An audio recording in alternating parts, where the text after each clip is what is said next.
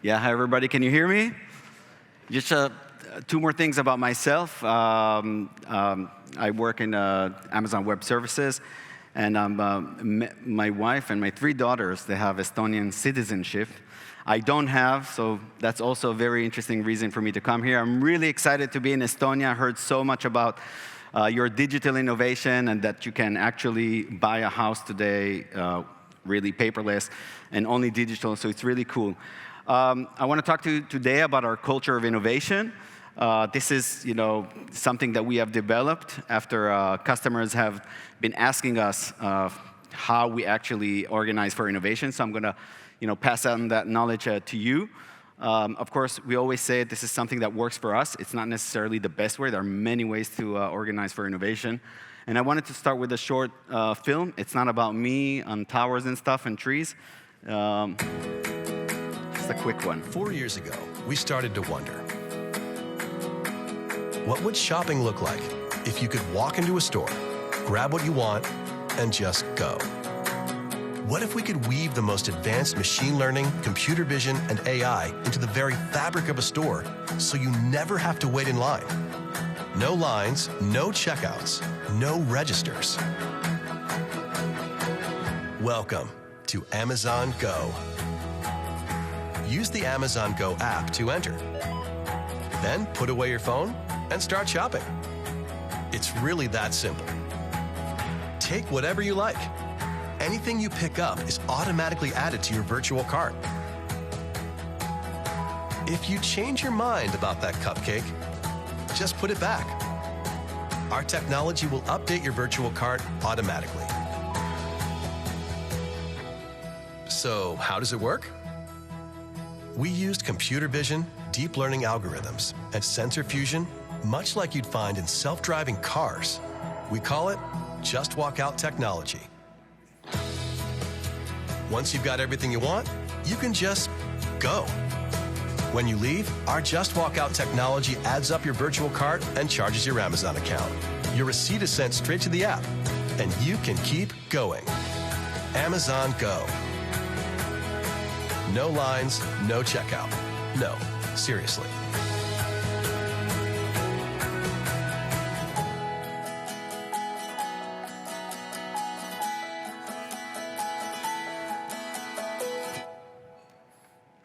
Cool. So anybody here has been in the States and actually seen this? So I've seen this work. It's pretty amazing. And it all drives from one central vision that we have. And we always say that we're, very adamant about the vision. We're flexible about the details. And our vision has been from the get-go to be world's most customer-centric company in the world. So this is something that what it means that innovation for us starts with a customer. And then we work backwards from that. There are many, sets of skills that you can organize your innovation from. You can do a better technology, or you can aim to have a better market position. But for us, we actually chose a customer because, in the words of Jeff Bezos, the customer is wonderfully, never dissatisfied, is always dissatisfied, and that gap would always leave you with room for innovation. And I'm just running, quickly through this because, I want to keep on the time. But, and this has resulted in, today we have a very versatile and diverse set of services that we're offering. We started from retail, as you know, that was 25 years ago.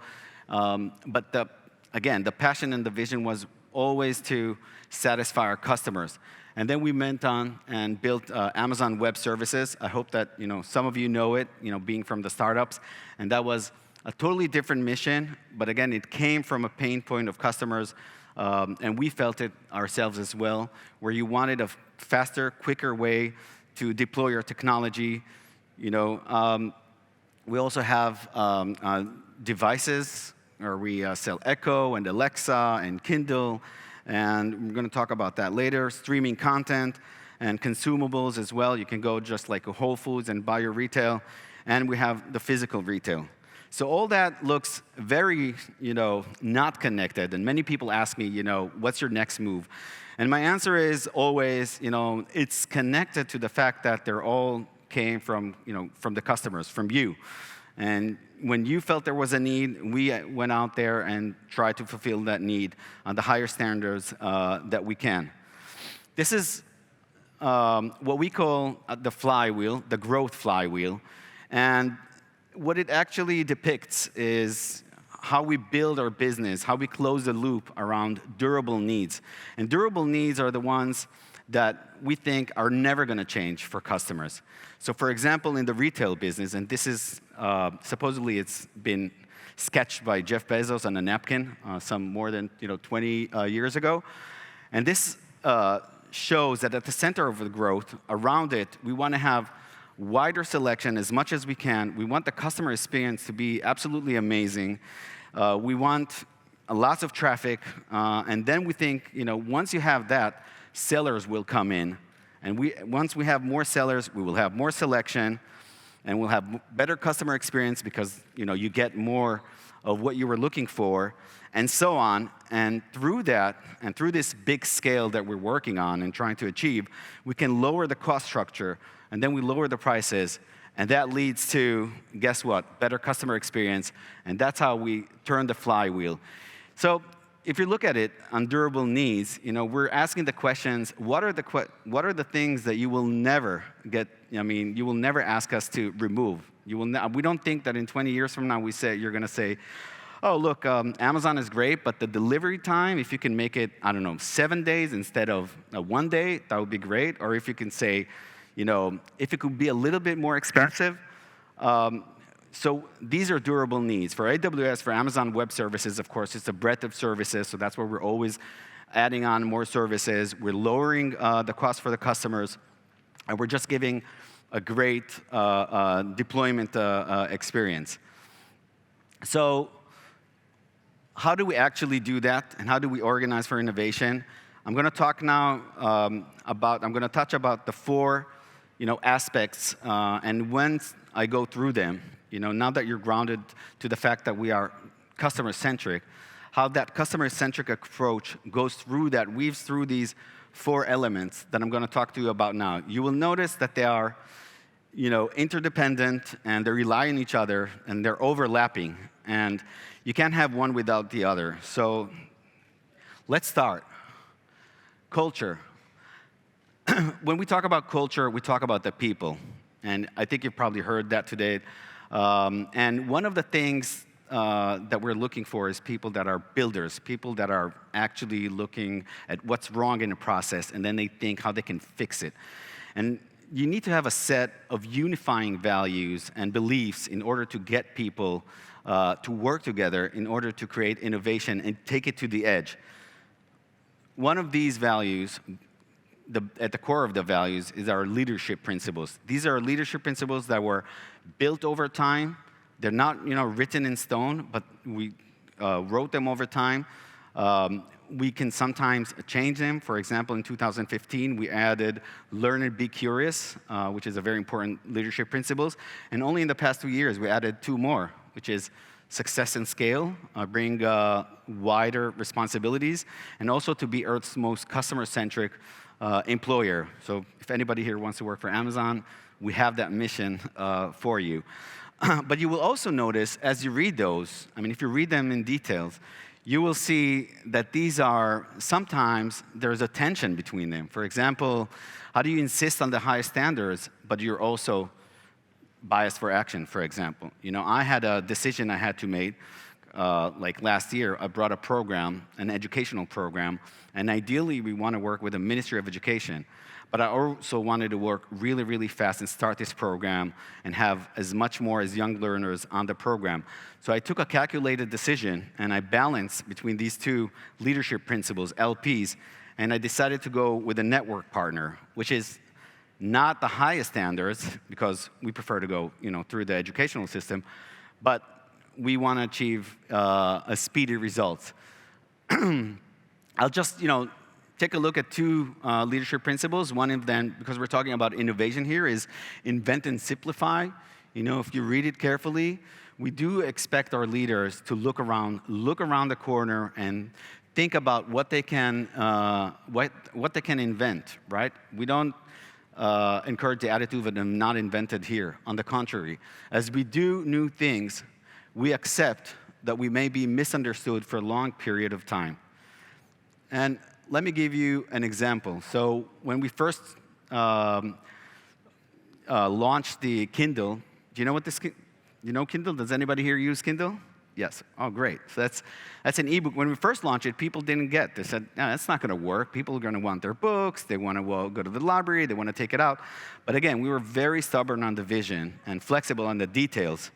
And we thought our vision was, and still is, have every book around the world published at your finger of your tip, at your tip of the fingers within less than 60 seconds. So that's a very big vision. So we didn't care much about the design. Of course, we wanted to be nice.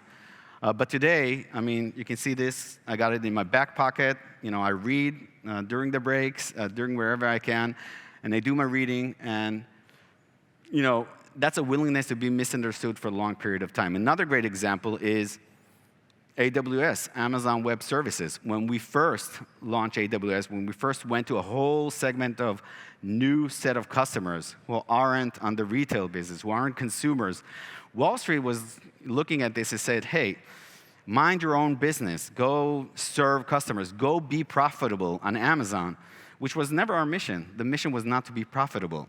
The mission was to go out there and give great customer experience for our customers. Another one, bias for action. I just talked about it.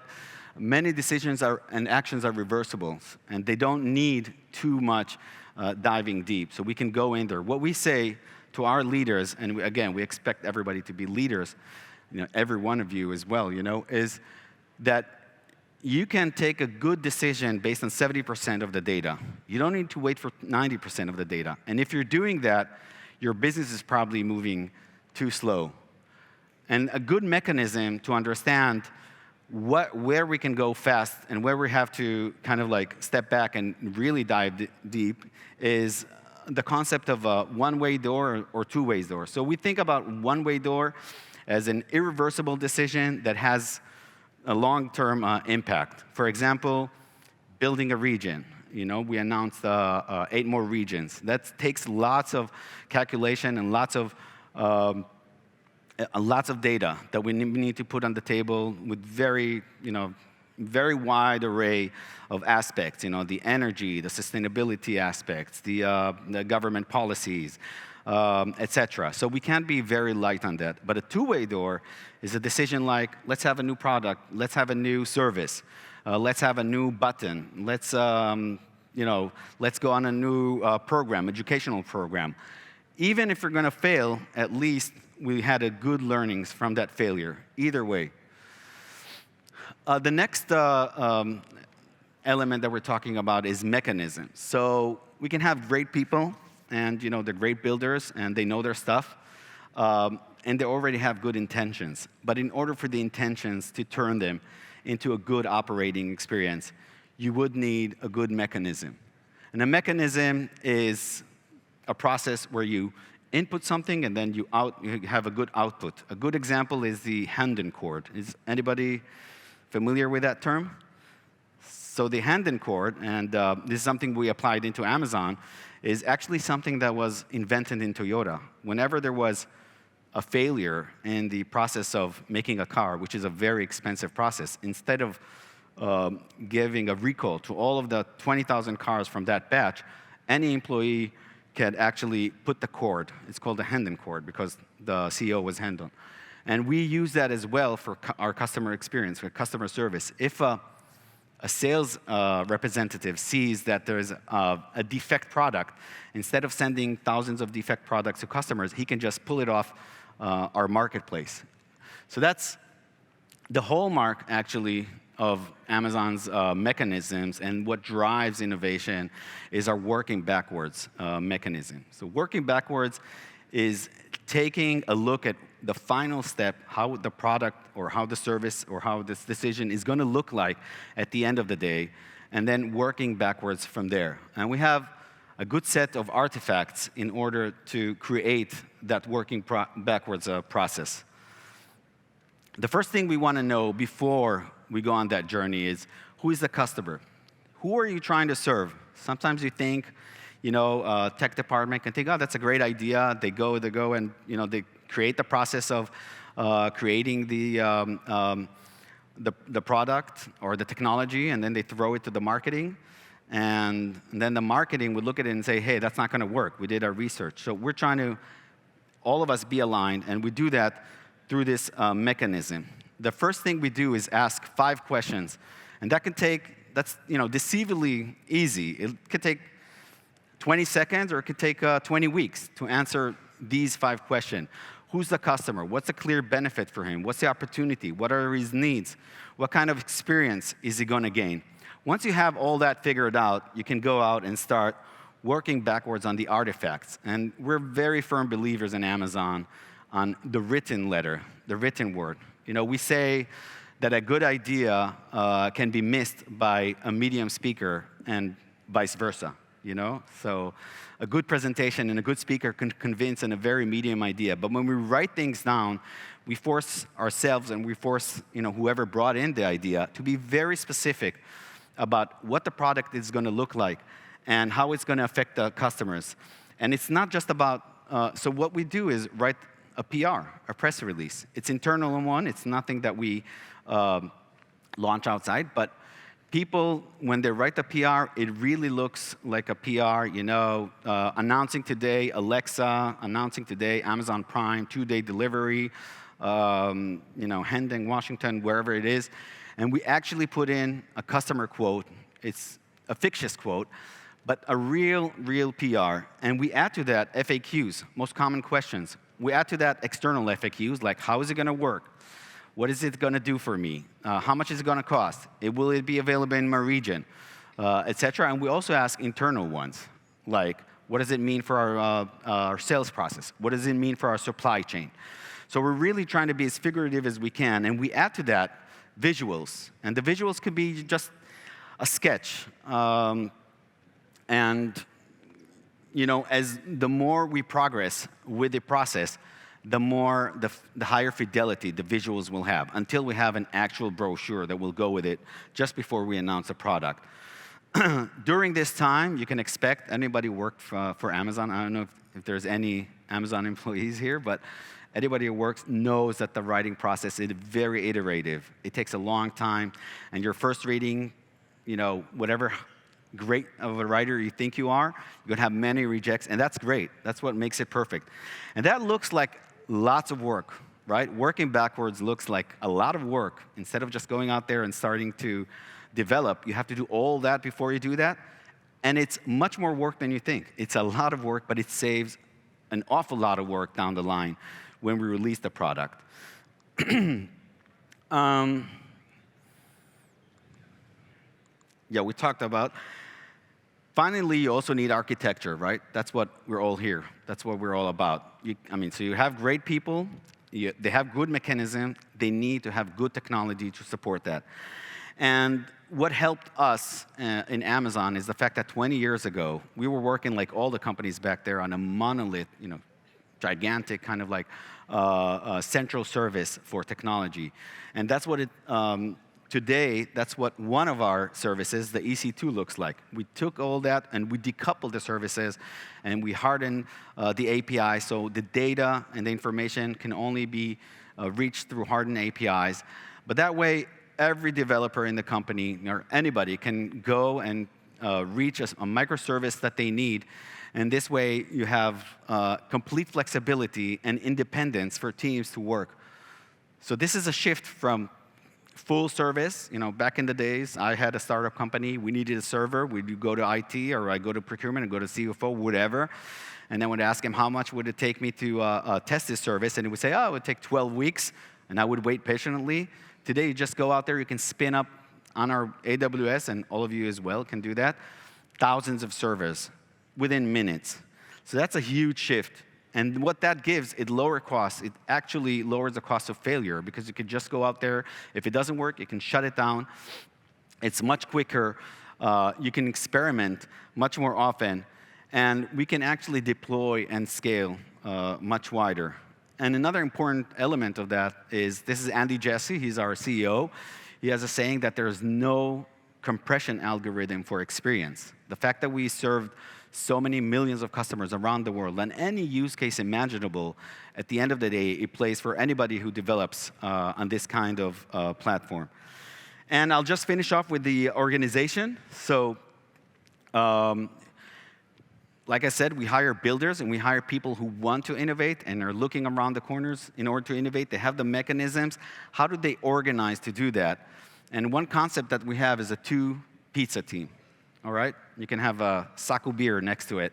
But the idea is not about the food and not about the delivery. Or the idea is about having small teams working as a startup. And we have across the company, I know it's a big company. It's around, 1.7 million today of employees around the world. But we still have a very good attitude and approach of startups. And this is because the fact that we're working with small teams and everybody who has an idea can just go out there and deliver it. It reduces, the conversation, the communications. There are actually studies that, more than 8 people, anyone more than 8, it exponentially creates more fluctuation on the communications. Finally, I want to talk about failure. Elizabeth talked about failure just before me, and I think it's a really important element. I don't want to skip that. I think it's super important. Failure and success are inseparable twins. Jeff Bezos said that. It's like you cannot have a success without failure. You cannot experiment. You cannot invent without failures. And we have our own failures. In 1999, we launched the auctions. It was a complete failure. Then a few years later, we launched the Z-Shops, trying to get sellers to sell on Amazon. Again, it failed miserably. Everybody thought it was a lost concept. But fast forward to today, more than 50% of everything we sell on the marketplace is by third-party sellers. And that just goes to show you that you can iterate and have more and more failures. And the important thing is to learn about that.